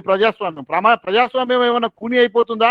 అగ్రవర్ణాల ఆధిపత్యం కింద మనం ఏమన్నా ఎంత అన్యాయం ఇప్పుడు 74 సంవత్సరాల భారత స్వాతంత్ర చరిత్రలో ఇంకా ఇంత దారుణంగా ఉందంటే అక్కడ ఉన్న అన్ని పేపర్లలో, టీవీలలో ఈరోజు కనీసం 200-300 మంది ఈరోజు మా గంగలు గూండ్ల బెస్త గంగపుత్రులు అందరూ కూడా ఈరోజు నిజామాబాద్ జిల్లా ఇక్కడ పెద్ద ఎత్తున ఆందోళన చేసి ఈరోజు నిరసన వ్యక్తం చేశారు. కానీ అక్కడ ఉన్నటువంటి ఆ జిల్లా నిజామాబాద్ జిల్లా ఒక ఉత్తర తెలంగాణ జిల్లాలోనే వీడీసీ వ్యవస్థ చాలా దుర్మార్గంగా రాజ్యం వెళ్తుంది. ఒక బాల్కొండ డివిజన్ లో చిట్టాపూర్ అనేటువంటి గ్రామము, ఎర్గట్ల మండలంలో గుమ్మిడి గ్రామము, దర్పల్లిలో కేశాపూర్ అనే గ్రామము, వేల్పూర్ అనేటువంటి మండలానికి సంబంధించిన ఆంసాపూర్ అనే గ్రామము, కమర్పల్లికి సంబంధించిన నాగపూర్ అనేటువంటి గ్రామము, అదేవిధంగా బషీరాపూర్, నందిపేట అనేటువంటి మండలాలకు సంబంధించిన వెల్మల్, అదే నవిపేట, నల్లేశ్వర్, ఉమ్మేల, ఇట్లా మొత్తం చాలా గ్రామాల్లో ఉత్తర తెలంగాణ జిల్లాలో ఒక గంగపుత్రుల మీదనే కాదు, అంటే చాలా అన్యాయం ఏంటంటే చేతి వృత్తిదారులు, దళితులు, గిరిజనులు, అణగారిన సంబంధించిన వర్గాల వాళ్ళ మధ్యన అనైక్యత సృష్టించడం. ఇంతమందుకు మన కేవీపీఎస్ స్కైలాబ్ చెప్పినటువంటి పరిస్థితిలో, ఎందుకంటే ప్రజాస్వామ్యబద్ధంగా ఏర్పడ్డటువంటి రిజర్వేషన్ల ప్రాతిపదిక మీద ఏర్పడ్డటువంటి పాలక ఇప్పుడు మొగ్గల్లోనే తుంచివేయడం, వార్డు మెంబర్లు కానీ సర్పంచులు కానీ మనం రాజకీయ వ్యవస్థలో శాసించేటువంటి వాళ్ళు, మీకు చదువొద్దని, మీకు చదువెందుకు, మీకు సంపద ఎందుకు, మీకు ఆస్తులు ఎందుకు, సాకలు మంగలి పొత్తు, ఇంటికి రాదు ఇత్తు, ఉత్సవాడుగా చేపలు పట్టేటోళ్ళు, లేకపోతే ఇట్లాంటి మనం కింది కులాల మీద చాలా సామాజికంగా మనల్ని అణగారిన వర్గాలుగా చూసేటువంటి ఈ అగ్రకుల భూస్వామ్య వ్యవస్థ ఇంకా నేటికి ఈ వీడీసీల రూపంలో ఉత్తర తెలంగాణ జిల్లాల్లో మరి చాలా గొప్పగా ఉత్తర తెలంగాణ నుంచి వచ్చిన టిఆర్ఎస్ పార్టీ ఆవిర్భావం అనేటువంటి, అంటే ఈ రోజు బీహార్లో రాజ్యం వెళ్తున్నటువంటి ఏదైతే భూస్వామ్య వ్యవస్థ, ఈరోజు ఉత్తర తెలంగాణలో టిఆర్ఎస్ పార్టీ వ్యవస్థ ఏదైతే భూస్వామ్యానికి ఫ్యూడలిజానికి ఒక ఈ టిఆర్ఎస్ పార్టీకి సంబంధించిన వ్యవస్థ అక్కడ ఉత్తర తెలంగాణలో రాజ్యం వెళ్తున్నది. దాన్ని కూకటి వేళ్లతో పెకలించకుండా దీనికి అన్ని వాస్తవంగా ఇంతమందుకు మన వాళ్ళు చెప్పిన ప్రకారంగా ఈరోజు ఎమ్మెల్యే గెలవాలన్నా, ఎంపీటీసీ గెలవాలన్నా, శాసించే ఎవరిని క్యాండిడేట్ పెట్టాలన్నటువంటి పరిస్థితిలో కూడా ఇలా వీడీసీ వ్యవస్థ గ్రామంలోకి ఏ గ్రామానికి వెళ్తున్నా ఆ గ్రామ ముందటనే పెద్ద పెద్ద ఆర్చీలు కట్టి గ్రామాభివృద్ధి కమిటీల పేరుతోటి వాళ్ళు వీడీసీల వ్యవస్థ ఎంత బలంగా ఈరోజు ఉన్నదంటే ఈ ఉత్తర తెలంగాణలో భూస్వాముల రాజ్యం. ఈరోజు చాలా అన్యాయం ఏంటంటే ఉచిత చేప పిల్లలు ఇస్తున్నారు, ఉచిత చేప పిల్లల పంపిణీ అనే పేరుతోటి ఈరోజు మత్స్యకారులు, అదే మీకు గంగపుత్రులకు గవర్నమెంట్ ఉచితంగా చేప పిల్లలు ఇస్తున్నది కదా, మరి ఉచిత చేప పిల్లలు ఇచ్చినప్పుడు ఈ ఊళ్ళోనే చేపలు అమ్మాలి, ఈ ఊళ్ళోనే మేము వీడీసీ నిర్ణయించిన ధరకే ఈ చేపలు తక్కువ ధరకు అమ్మాలి, లేకపోతే వచ్చినటువంటి సంపద ఉమ్మడిగా ఆదాయం వస్తుంది కాబట్టి ఉమ్మడి ఆదాయం నుంచి ₹1,00,000 గ్రామాభివృద్ధి కమిటీకి ఇవ్వాలి అనేటువంటి పిప్రి గ్రామంలో అదే 2 రకాల డిమాండ్స్ పెట్టారు. ముందు పిప్రి గ్రామంలో జరిగింది ఏంటంటే ఆ గ్రామాభివృద్ధి వీడీసీ కమిటీకి ₹1,00,000 ఇవ్వాలని, లేకపోతే ఆ గ్రామంలో చేపలు ఆ ఊళ్ళోనే మేము నిర్ణయించిన రేటుకే అమ్మాలని. మరి ఒక్కొక్క భూస్వామికి 100 ఎకరాలు 200 ఎకరాలు ఆసాము భూస్వాములుగా ఉన్నారు. వాళ్ళు చెమట ఒడవరు, వాళ్ళు కష్టం చేయరు, వాళ్ళ భూములలో వచ్చినటువంటి పంటను వాళ్ళ భూములలో పంట పండించడానికి కావాల్సిన కష్టాన్ని మరి ఈ గ్రామీణ ప్రాంతాల్లో ఉన్నటువంటి చేతి వృత్తిదారులు, దళితులు, గిరిజనులు వాళ్ళతోటి వ్యవసాయం చేయించి వాళ్ళతోటి పంట పండించి వాళ్ళకు కూళ్ళు ఇస్తారో ఇయ్యరో తెలియదు, కానీ వచ్చినటువంటి సంపద మాత్రం ఆయన ఇష్టం వచ్చిన మార్కెట్లో అమ్ముకుంటాడు, ఆయన ఇష్టం వచ్చిన ధరకు అమ్ముకుంటాడు. అంటే ఒక వ్యక్తిగత భూస్వామి 100 ఎకరాలు 200 ఎకరాల తన సొంత పట్టా భూముల మీద మాత్రం భూమి మీద ఆసాముగా ఉంటాడు, పంట మీద దొరగా ఉంటాడు, ఇష్టం వచ్చిన కాడ అమ్ముకుంటాడు. మరి ఇదే భూస్వామికి, ఇదే ఆసామికి, ఇదే రైతులకు ప్రభుత్వం ఒక రైతుకి ఎన్ని రకాల సహకారం చేస్తున్నది? వాళ్ళకు విత్తనాలు సబ్సిడీ, కరెంటు సబ్సిడీ, లేకపోతే ఇంకా మార్కెట్లో గోడౌన్లు, షెడ్లు పెట్టుకోవడానికి, అదేవిధంగా ఎరువులకు సబ్సిడీ, అనేక రకాల రాయితీలు, సౌకర్యాలు. మరి మత్స్య కార్మికులకు ఒక చేప పిల్లలు ఉచితంగా, ఆ చేప పిల్లల్లో కూడా చాలా మోసం. దాని మీద మేము అనేక వ్యతిరేకంగా చేప పిల్లలు, ఆ గవర్నమెంట్ ఇచ్చేటువంటి చేప పిల్లలు ½ కిలో ½ కిలో కూడా పెరగవు. పేరు మాత్రం కేసీఆర్ చేప పిల్లలు, కేసీఆర్ చేప పిల్లలు అనే పేరుతోటి ఆ చేప పిల్లలు ఇచ్చేదో ఏమో కానీ ఆ మత్స్యకారుల మీద దాడులు, దౌర్జన్యాలు ఎక్కువైపోయినాయి. ఇది చాలా అన్యాయంగా ఉన్నది. మరి ఈరోజు మేము ఇష్టం వచ్చిన రేటుకు కల్లు గీత కార్మికుడు కల్లు గీస్తే ఆయన ఎక్కడ అమ్ముకోవాలో, ఎంతకు అమ్ముకోవాలో మనం నిర్ణయించుకునే అధికారం లేదా? ఒక రజక వృత్తిదారుడు, ఒక క్షౌర వృత్తిదారుడు వాళ్ళ కష్టానికి, వాళ్ళ శ్రమకు ఎంత తీసుకోవాలి, వాళ్ళ ఫలితం నిర్ణయించుకునే అధికారం వాళ్ళకు లేదా? మత్స్య కార్మికులు తమ సంపదను, మత్స్య సంపదను ఎంత రేటుకు అమ్ముకోవాలనో నిర్ణయించుకునే అధికారం మాకు లేదా? ఇంత అన్యాయం ఆ వీడీసీ వ్యవస్థలు, ఇంత దారుణంగా ఉంటాయి. గ్రామ బహిష్కరణలు చేయడం, మా మాట నిర్ణయం అమలు జరగకపోతే అన్ని కులాల వాళ్ళని నిషేధించాలి. ఈ వీడీసీ వ్యవస్థలు చాలా దుర్మార్గంగా ఈరోజు గ్రామీణ ప్రాంతాల్లో ఉన్నది. వీడీసీ వ్యవస్థను రూపుమాపకపోతే గ్రామీణ ప్రాంతాల్లో ఐక్యతను విఘాతం కలిగించేటువంటి పద్ధతిలో వీడీసీ వ్యవస్థ ఉన్నది. ఈ వీడీసీ వ్యవస్థను రూపుమాపడానికి మనం అందరం కూడా చేతి వృత్తిదారులము, దళితులము, గిరిజనులము, అణగారిన వర్గాల వాళ్ళందరం కూడా ఈరోజు ఒక చైతన్యంగా ఈరోజు ఉత్తర తెలంగాణలో ఫ్యూడల్ భావజాలం బలంగా ఉన్నటువంటి అక్కడ ఆ ప్రాంతంలో మనం దాన్ని కూకటి వేలతో వీడీసీ వ్యవస్థను పీకేసేదాకా మనం ప్రజల్లో చైతన్యం వచ్చి ఆ వీడీసీ వ్యవస్థ పోయేంత వరకు మన వృత్తిదారులందరం ఐక్యంగా దాన్ని ముందుకు తీసుకుపోవాలి. దానికోసం అన్ని రాజకీయ పార్టీలు వీడీసీ వ్యవస్థను బలపరిచేటువంటి పరిస్థితి, అంటే అన్ని రాజకీయ పార్టీలు అంటే ఇప్పుడు ఉన్నటువంటి ఉత్తర తెలంగాణలో తరతరాలుగా ఉన్నటువంటి కాంగ్రెస్ కానీ, బీజేపీ కానీ, టీడీపీ కానీ, టీఆర్ఎస్ కానీ, ఒక్క వామపక్షాలు మాత్రమే వీడీసీ వ్యవస్థకు వ్యతిరేకంగా ఈరోజు ఆందోళన చేస్తున్నటువంటి పరిస్థితి. ప్రజలు కూడా ఆ విధంగా అర్థం చేసుకోవాలి. ప్రజలు దొరమాటకే విలువ ఉన్నది, దొరమాటకే న్యాయం ఉన్నది గ్రామీణ ప్రాంతాల్లో. మరి దొరమాటను నిజాయితీగా నిలదీసే హక్కు గ్రామీణ ప్రాంతాల్లో పేదలకు ఉండాల్సినటువంటి అవసరం ఉన్నది. ఈ రోజు తెలంగాణ రాష్ట్రంలో పెద్ద దొర పరిపాలిస్తున్నాడు, గ్రామీణ ప్రాంతాల్లో చిన్న దొరలు రాజ్యం వెళ్తున్నారు. ఈ దొర వ్యవస్థ నాశనం కావాలంటే వీడీసీ వ్యవస్థ పోవాలి. ఈ వీడీసీ వ్యవస్థ పోవడానికి మొత్తం చేతి వృత్తిదారులను, గ్రామీణ పేదలందరం కూడా ఐక్యంగా మనం ముందుకు పోవాలి. వీడీసీ వ్యవస్థకు వ్యతిరేకంగా పెద్ద బలమైన ఉద్యమాన్ని ఉత్తర తెలంగాణలో మనం నిర్మించాలి. దానికోసం మత్స్యకారుల సంఘంగా మేము ఖచ్చితంగా ముందుంటామని చెప్పి సుందరయ్య విజ్ఞాన కేంద్రం వారు ఏదైతే వీడీసీ వ్యవస్థ మీద ఒక మంచి ఈ కార్యక్రమం నిర్వహించినందుకు విజ్ఞాన కేంద్రం యాజమాన్యానికి మత్స్యకారుల సంఘం తరఫున నేను అభినందిస్తున్నాను మిత్రులారా. థ్యాంక్ యూ బాలకృష్ణ గారు. నా మాట వినపడుతుంది అనుకుంటాను. వినబడుతుంది సార్. ఓకే, మిగతా వాళ్ళకి మీకు సంబంధించి ఒక ప్రశ్న ఉంది.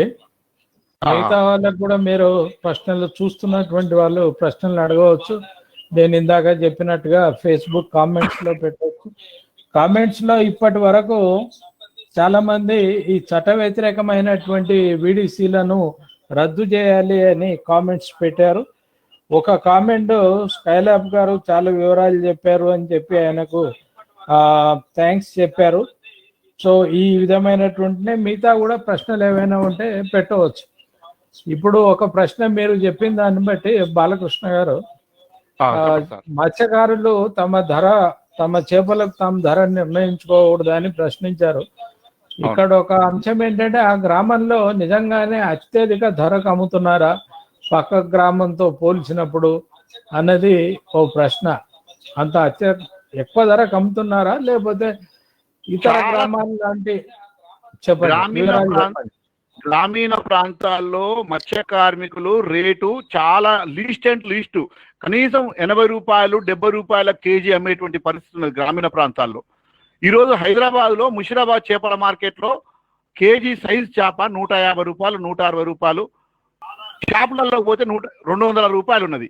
కానీ గ్రామీణ ప్రాంతాల్లో మత్స్యకారులు సంవత్సరం పొడుగుతా ఒక చేప పెరగాలంటే ఒక 3 అంగుళాల చేప పిల్లను చెరువులో వదిలిన తర్వాత ఆ చేప పిల్ల కేజీ సైజు కావాలంటే ఒక సంవత్సరం కాలం పడుతుంది. సంవత్సరం కాలం తర్వాత వాళ్ళు కనీసం వాళ్ళకు గిట్టుబాటు ధర రావాలంటే అది ఉమ్మడి ఆస్తి. చేపలు అనేటువంటి మత్స్య సంపద అనేటువంటి ఒక ఊర్లో 100 మంది లేకపోతే 60 మంది 70 మంది ఉమ్మడి వ్యవసాయము, ఉమ్మడి ఫలసాయం వచ్చినటువంటి ఆదాయాన్ని అందరూ కూడా పంచుకుంటారు. గ్రామం సంబంధించినటువంటి ఆదాయం, వ్యక్తిగత ఆస్తి కాదు. మరి అట్లాంటప్పుడు ఈ రోజు పిప్రి గ్రామంలో అసలు వాళ్ళు లోకల్లో అమ్ముతారు తప్పనిసరిగా. ఇప్పుడు ఏదైతే చికెన్ కు ఇంతమందికి డాక్టర్ గారు చెప్పారు, చికెన్ రేట్ ఎంత ఉన్నది? చికెన్ రేటు 250-300 రూపాయలు ఉన్నది. మటన్ రేటు 700 రూపాయలు 800 రూపాయలు ఉన్నది. మరి కనీసం అందరూ చెప్తున్నారు చికెన్ కంటే మటన్ కంటే చేపలు పోషక విలువలు కలిగినటువంటి ఇమ్యూనిటీ పవర్, ఈ కరోనాలో అత్యంత ఇమ్యూనిటీ పవర్ వాస్తవంగా స్పీడ్ గా రికవరీ కావడానికి అవకాశం ఉన్నటువంటి పోషక విలువలు కలిగిన ఆహారం చేపల ఆహారం. మరి అత్యంత పోషక విలువలు కలిగిన చేపల ఆహారానికి ధర ఎంత? 70 రూపాయలు 80 రూపాయలు 100 రూపాయలకు తక్కువ ధర కావాలని నల్లగొండ జిల్లాలో అక్కినపల్లిలో డప్పు సాటింపు చేసిండ్రు. ఏమనంటే 15 రూపాయలకు 20 రూపాయలకు కిలమ్మాలి ఊరోళ్లకు కాబట్టి ఊరోళ్లకు తక్కువ. కేసీఆర్ చేప పిల్లలు పుణ్యానికి ఇస్తున్నది. చాలా గ్రామాల్లో ఇప్పటికీ చేప పిల్లలు చేపలను తక్కువ ధరకు అమ్మాలని. అదే ఆ ఊర్లో కూడా ఇప్పుడు నాకు తెలిసిన సమాచారం, నేను ఇంతమందికి ఫోన్ చేసినప్పుడు చెప్పింది ఏంటంటే చేపలను తక్కువ ధరకు అమ్మాలి, గ్రామాభివృద్ధి కమిటీకి ₹1,00,000 ఇవ్వాలి. ఈ 2 డిమాండ్ల పేరు మీదనే వాళ్ళని ఇవ్వనన్నందుకు మిగతా గ్రామాలను హుకుం జారీ చేసి వాళ్ళకి ఎవరు నీళ్ళు ఇవ్వద్దు, వాళ్ళకి ఎవరు పాలు ఇవ్వద్దు, వాళ్ళ భూములలో వ్యవసాయ కూలి పనులకు కూడా ఎవరు పోవద్దు, వాళ్ళతో ఎవరు మాట్లాడొద్దు అనేటువంటి పేరుతోటి అక్కడ వీడీసీ పిప్రి గ్రామంలో మత్స్యకార గంగపుత్రుల మీద దాడి సామాజిక బహిష్కరణ చేసింది. తక్కువ ధరకు చేపలు అంటే మినిమం 200. మా మత్స్యకారుల సంఘం కోరుకుంటున్నది ఏంటంటే ఎక్కడైనా యూనిఫామ్ గా తెల్ల చేపలు ₹200 కేజీ అమ్మాలి. ఇది మత్స్యకారుల సంఘంగా రాష్ట్ర కమిటీగా మేము నిర్ణయం చేసినాం. కానీ అక్కడ పిప్రి గ్రామంలో ఎంత అమ్ముతున్నారు? ₹120, ₹100 కూడా అమ్మట్లేదు. ఇది చాలా అన్యాయం. కాబట్టి ఇది మినిమం వాళ్ళ కుటుంబం గడవాలంటే వాళ్ళకు ఆదాయం వచ్చేది ఎక్కడ? చేపలు అమ్ముకుంటే వాళ్ళ కుటుంబానికి ఆదాయం వస్తుంది, వాళ్ళ కుటుంబాలు గడుస్తాయి. ఇది మినిమం సపోర్ట్ ప్రైస్. కాబట్టి ఇది అక్కడ చాలా అన్యాయంగానే రేట్ నిర్ణయించారు. రేటు నిర్ణయించడానికి వాళ్ళెవరు? అసలు రేటు నిర్ణయించే అధికారం వాళ్ళ వీడీసీ వానికి ఎవరికి ఓడిచ్చిండు? ఇది అన్యాయం. కాబట్టి మేము మా ఇష్టమైన రేటుకు మేము కొనుక్కోలేకపోతే లేదు. మేము చేపలు తీసుకుపోయి అయితే ఒక రోజు నిల్వ ఉండేటివి కావు కదా. ఎక్కువ రేటు ఎవరికి ఇస్తే అక్కడే అమ్ముకుంటాం. అది ఆ పద్ధతిలో చేపలు తీసుకునే అధికారం మా చేపలు, మా మత్స్య సంపద మేము నిర్ణయించుకునే అధికారం మాకుంది. ఓకే, ఇటీవల కేంద్ర ప్రభుత్వం ఒక నిర్ణయం చేసింది. ఆ నిర్ణయం ఏంటంటే రైతులు తమ సంపదను ఎక్కడైనా అమ్ముకోవచ్చు, ఈవెన్ స్టేట్ బార్డర్స్ కూడా వర్తించవు, స్టేట్ చెక్ పోస్ట్లో కూడా వీటిని చెక్ చేయడం ఆపేయటం ఏమీ ఉండదు. ఏ పంటనైనా దేశంలో కానీ ప్రపంచంలో కానీ ఎక్కడైనా అమ్ముకోవచ్చు అని ఒక ఉత్తర్వు జారీ చేశారు. అమ్ముకోగలరా లేదా అనేటువంటిది తర్వాత విషయం. రైతు ఎక్కడ వెళ్ళి అమ్ముకుంటాడు? రైతు ఇరాన్కి వెళ్ళి అమ్ముకుంటాడా, పాకిస్తాన్కి వెళ్ళి అమ్ముకుంటాడా, లేకపోతే పోనీ మహారాష్ట్రలో వెళ్ళి మాత్రం అమ్ముకోగలడా? రైతు తన ఇంట్లో తన కళ్ళంలోనే అమ్ముకునే పరిస్థితి ఉంది. రోజు బయటికి వెళ్ళి ఎక్కడ అమ్ముకోడు. సరే, ఇక్కడ కళ్ళంలో కూడా అమ్మనిచ్చేటువంటి పరిస్థితి లేదు. అంటే గ్రామంలో కూడా ఒక న్యాయమైనటువంటి ధర అనేటువంటిది లేదు. మీరు ₹200 కిలో అంటున్నప్పుడు ప్రభుత్వమే ఇంటర్ఫియర్ అయ్యి ఏదో ఒక ధర నిర్ణయించవచ్చు. 200 కాకపోతే ఇంత ధర నిర్ణయించి ఆ ధర వచ్చేటట్టుగా చూడవచ్చు. కానీ ఇక్కడ ప్రభుత్వం చేతులు ఎత్తేయటం అనేటువంటిది కనపడమే కాకుండా ఇప్పుడు అధికారంలోకి వచ్చినటువంటి పార్టీలు కేంద్రంలో కానీ రాష్ట్రంలో, అది కాంగ్రెస్ కానీ తెలుగుదేశం కానీ లేదా బీజేపీ కానీ టిఆర్ఎస్ కానీ, వీటి స్టాండ్ ఎట్లా ఉంది అనేటువంటిది రామచందర్ గారు చెప్పాలి. ఈ విషయాల మీద ఆ జిల్లాలో ఈ పార్టీల వైఖరి ఎట్లా ఉంటుంది సార్? ఈ రాజకీయ పార్టీల వైఖరి చూసి చూడనట్టు ఉంటుంది. ఎందుకంటే ఈ రాజకీయ పార్టీలలో కూడా అగ్రవర్ణాల పెత్తనమే కొనసాగుతుంది వాస్తవం మాట్లాడాలంటే. సో వాళ్ళకు కూడా వాళ్ళ ముద్దు బిడ్డలు ఇట్లా రాజ్యాధికారము అనధికారికంగా రాజ్యాధికారం చెలాయించడం, అనధికారికంగా సమాంతర ప్రభుత్వాలు నడుపుకోవడం, అనధికారికంగా వాళ్ళకు అనుకూలంగా వాళ్ళకు అనుగుణంగా అండర్ ద కార్పెట్ డిసిషన్ తీసుకోవడం అనేది వాళ్ళకు కూడా ఇది పరమ ఆనందాన్ని కలిగించే నిర్ణయమే. కానీ బయటకు మాత్రం వాళ్ళు కమిట్ కారు. అబ్బే అట్లెట్లుంటదండి, ఒక ఎస్టాబ్లిష్డ్ రాజ్యాంగ వ్యవస్థ ఉన్నప్పుడు వీళ్ళు ఇట్లెట్లా చేస్తారండి అని ప్రైవేట్ గా అంటారు, కానీ పబ్లిక్ ఎలాంటి స్టేట్మెంట్ ఇవ్వరు. వాళ్ళని పాపం నొప్పించే విధంగా కానీ ఎట్లాంటి మాటలు అన్నారు ఈ విలేజ్ డెవలప్మెంట్ కమిటీస్. ఎందుకంటే ప్రతి ఎన్నికలలో మళ్ళీ ఈ విలేజ్ డెవలప్మెంట్ కమిటీ వాళ్ళను బెదిరించో బ్లాక్మెయిల్ చేసో వాళ్ళకు అనుకూలంగా ఓట్లు వేయించుకుంటారు, వాళ్ళకు పైరవీలు చేస్తూ ఉంటారు, వాళ్ళకు అనుకూలంగా ఓట్లు వేయించుకుంటారు. గత ఎన్నికలలో జరిగింది కూడా ఇదే. ఈ విలేజ్ డెవలప్మెంట్ కమిటీలు పార్లమెంట్ విషయానికి వచ్చేసరికి పాపం వాళ్ళు వినే పరిస్థితి లేకుండే.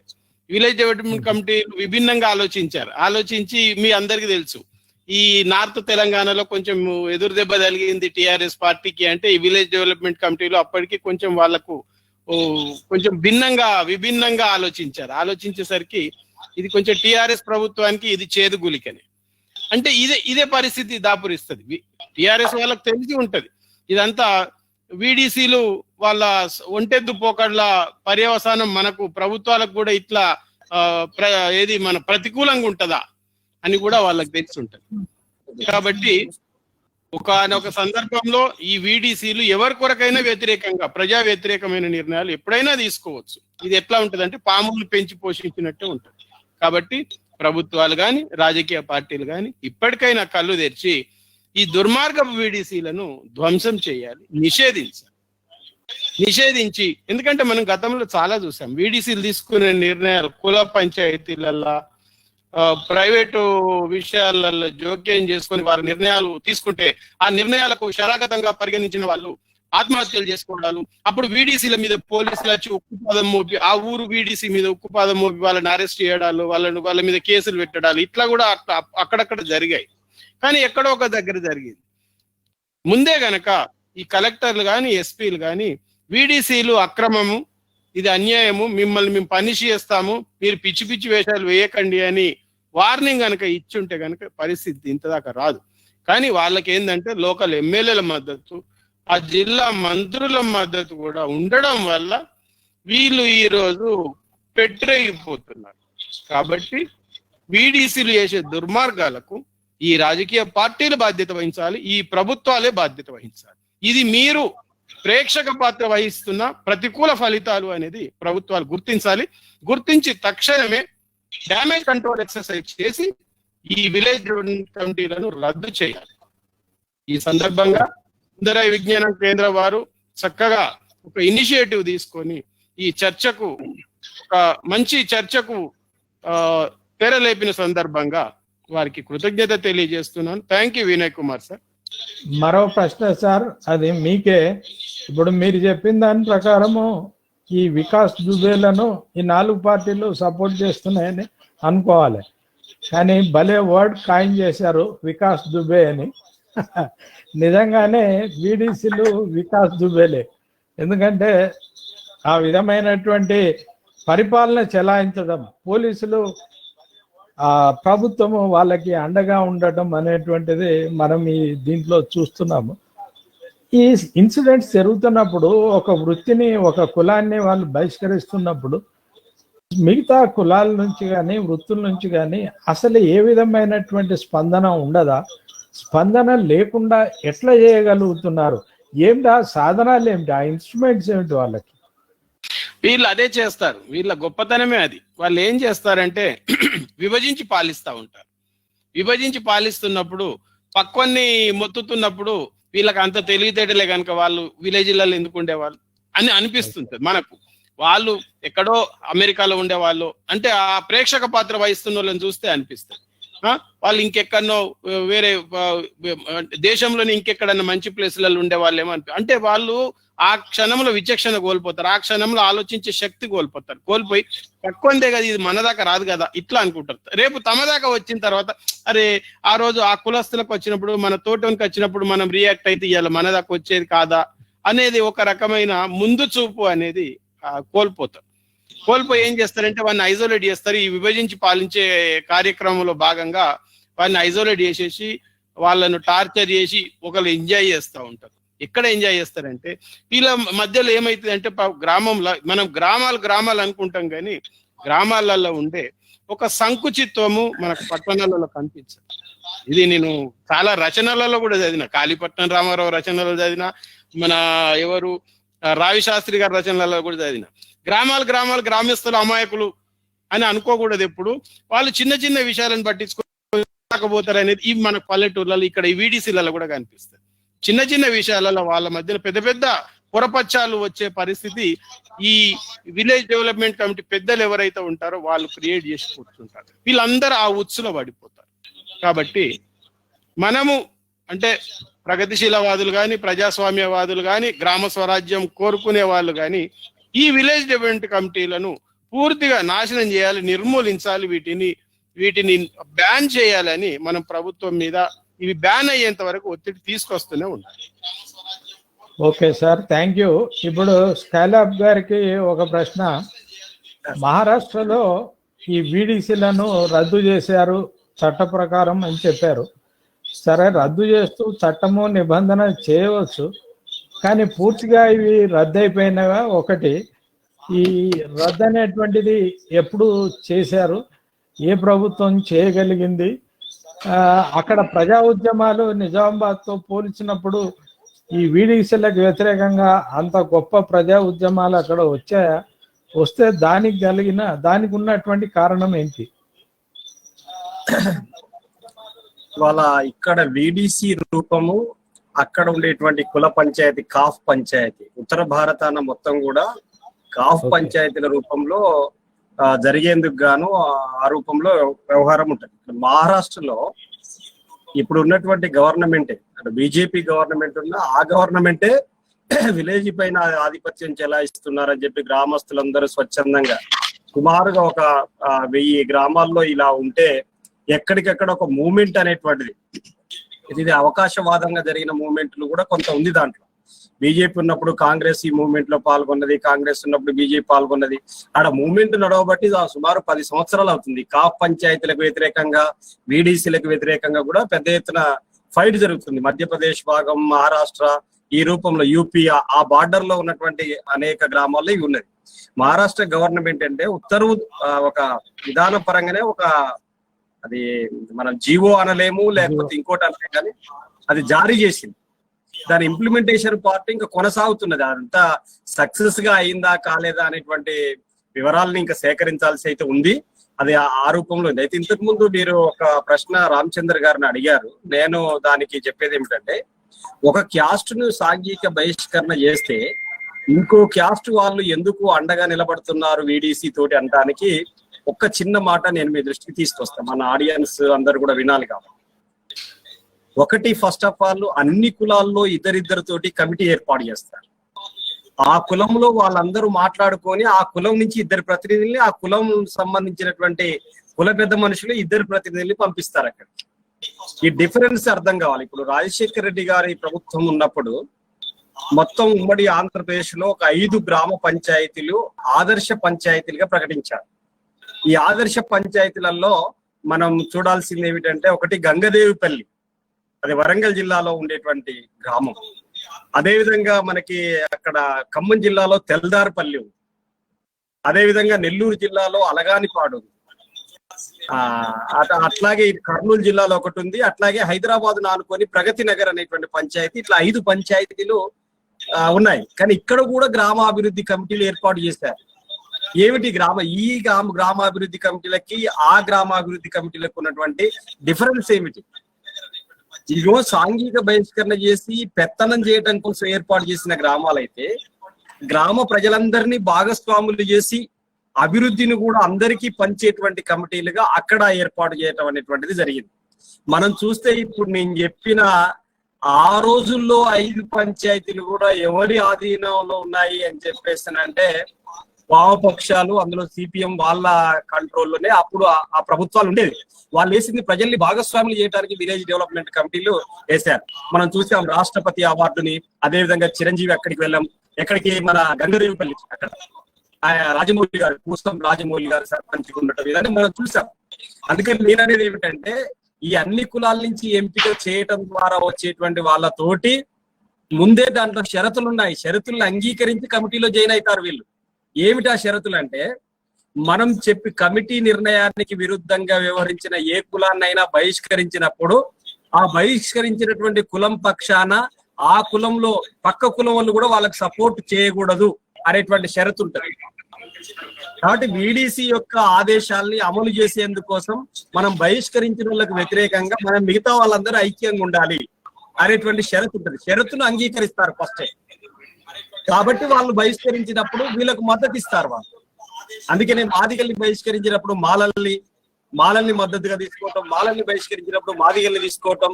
ఇప్పుడు మత్స్యకారులలో గంగపుత్రుల్ని బహిష్కరిస్తే ఎవరన్నా ముదిరాజులు ఉన్నారనుకోండి, అక్కడ ఇతర ప్రాబ్లమ్స్ వాళ్ళ మధ్యలో ఉంటే ముదిరాజులు వీళ్ళ దాంట్లో కలిపేసుకొని గంగపుత్రుల మీద మా ముదిరాజులు కొలుపుతారు.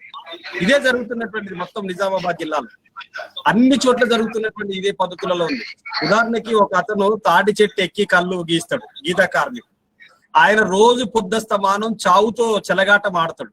ఆ పైకి ఎక్కి ఎప్పుడు గాలి దువార వస్తుందో, ఎప్పుడు కింద పడిపోతాడో, ఎట్లా చచ్చిపోతాడో ప్రమాదాన్ని ముద్దాడుతూ తాడి చెట్టు ఎక్కుతాడు. అలాంటి గీతా కార్మికుడు సీస కళ్ళు ఎంత ఉండాలో నిర్ణయించే పని వీడిసి చేస్తాడు. వాళ్ళు చెప్పిన ధర కనుక ఇవ్వకపోతే గీతా కార్మికులు అందరినీ బహిష్కరిస్తాడు. అక్కడి నుంచి గొర్రెల కాపర్లు వాళ్ళు ఏదైనా ఫంక్షన్ పెడితే ఉచితంగా గొర్రె పిల్లలు ఇవ్వకపోతే వాళ్ళని బహిష్కరిస్తారు. ఇవే జరిగినటువంటిది. కంకర వెళ్ళి చెప్పిన ధర ఇవ్వకపోతే అందువల్ల పెత్తందారి కమిటీలు, ప్రజల భాగస్వామ్యంతో కమిటీలు, ఈ కమిటీలకు ఆ కమిటీలకు తేడా ఉంది అనేటువంటిది మాత్రం నేను మీ దృష్టికి తీసుకురాను. 5:30 నుంచి 1 hour. మ్యూట్ లో ఉంది ఇది. మీది వినయ్ గారు. మ్యూట్ లో ఉన్నారు వినయ్ గారు. వినయ్ గారు. ఇంకో ప్రశ్న, ఈ గ్రామ సభల్లో కూడా వీడీసీలే అధ్యక్షత వహిస్తారు అని చెప్పారు. ఇది ఎస్సీ బీసీలు ఎన్నికైన సర్పంచులుగా ఉన్న చోట మాత్రమే జరుగుతుందా?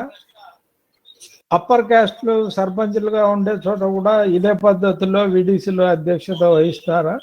ఇక్కడ ఏదైనా వివక్ష అనేటువంటిది కనపడుతుందా?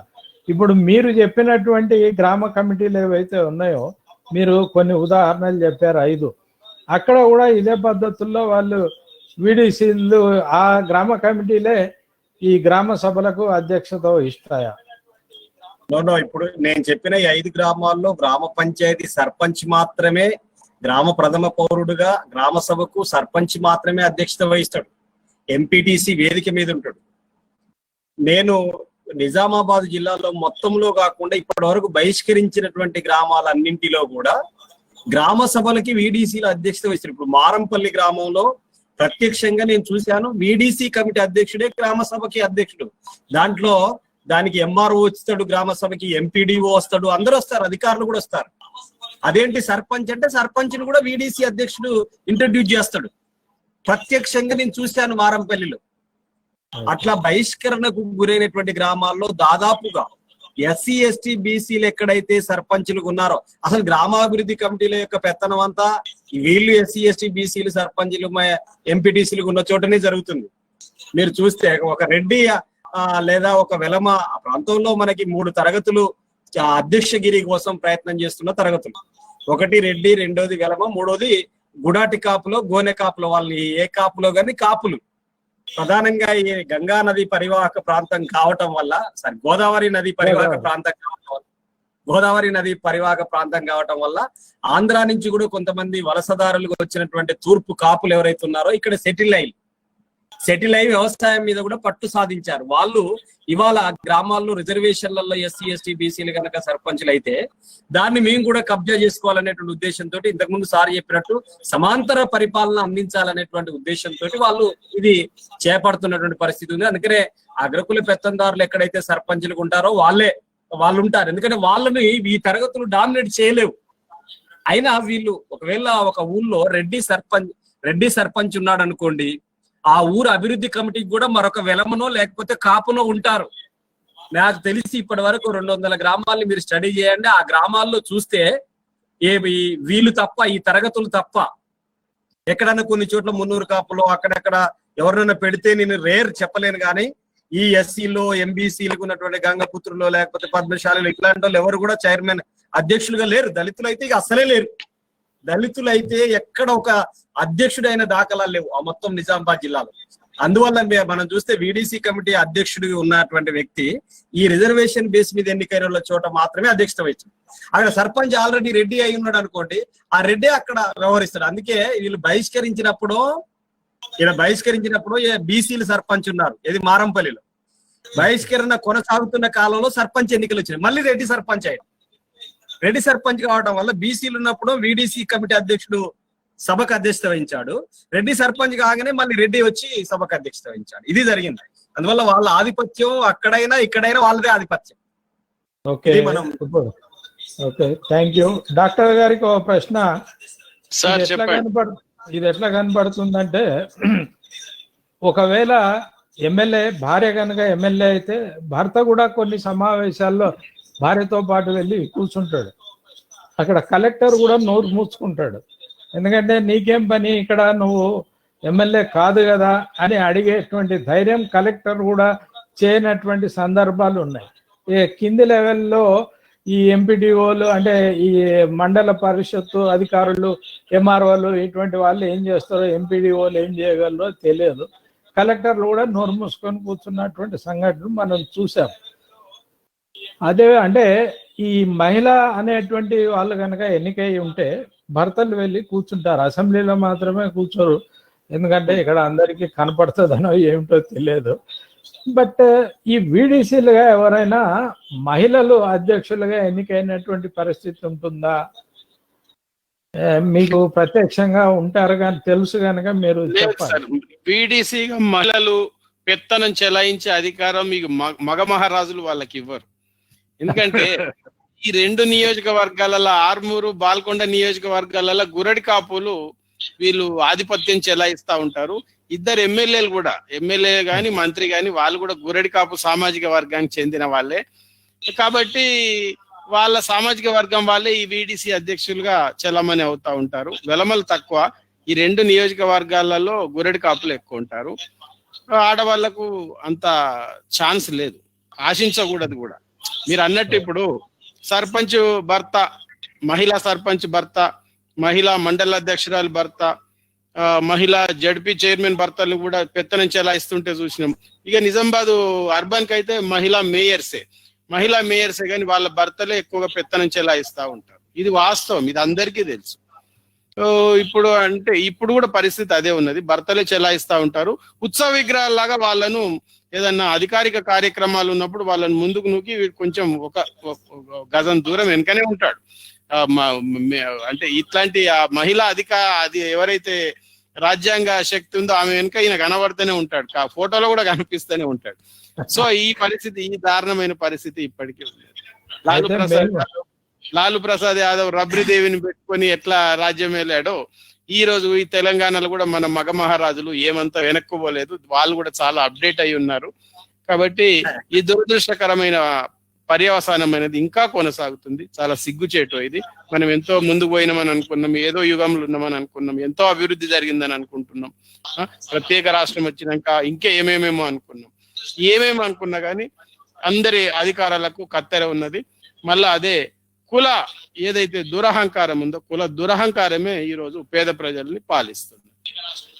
ఈ విషయంలో మేము కూడా చాలా గర్వపడవచ్చు, హైదరాబాద్ వాసులం కూడా. ఇక్కడ కూడా కార్పొరేటర్ మహిళ అయితే భర్త వెళ్ళి మున్సిపల్ కార్పొరేషన్ సమావేశంలో కూర్చోడు, కానీ అన్ని సమావేశాల్లో భర్తనే ఉంటాడు. మా పత్రికలు కూడా, మీడియా కూడా భర్తనే గుర్తిస్తాయి.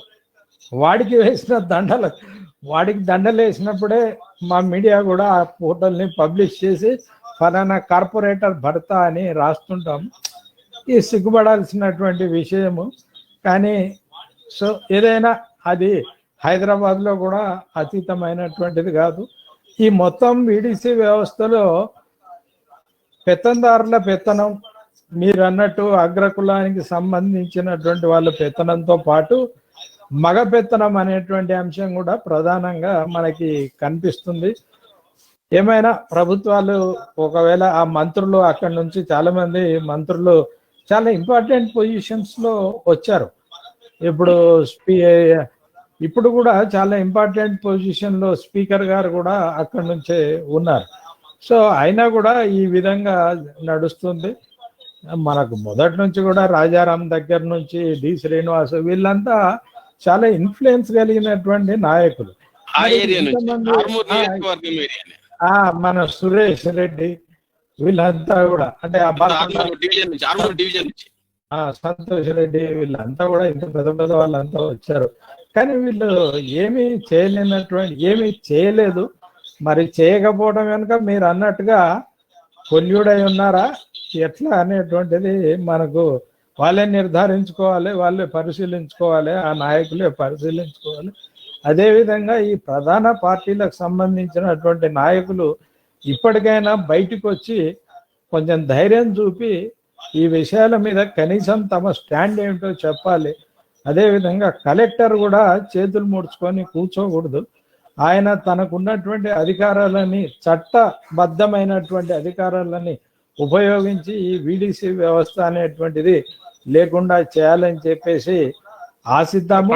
ఆ విధంగా తక్షణమే బాధితులుగా గత వారం రోజుల నుంచి ఇబ్బందులు పడుతున్నటువంటి ఆర్మూరు మండలంలో పిప్రి గంగపుత్రులు ఇంకా ఇప్పుడు ఆ సామాజిక సోషల్ బైకాట్ కొనసాగుతూ ఉన్నది. ఇప్పుడు ఈ రోజు కూడా కలెక్టర్ ఆఫీస్ కాడ ధర్నా జరిగింది. దాని మీద వెంటనే అది కూడా జరగాలని మనం ఆశించాలి, అవి కోరుకోవాలి.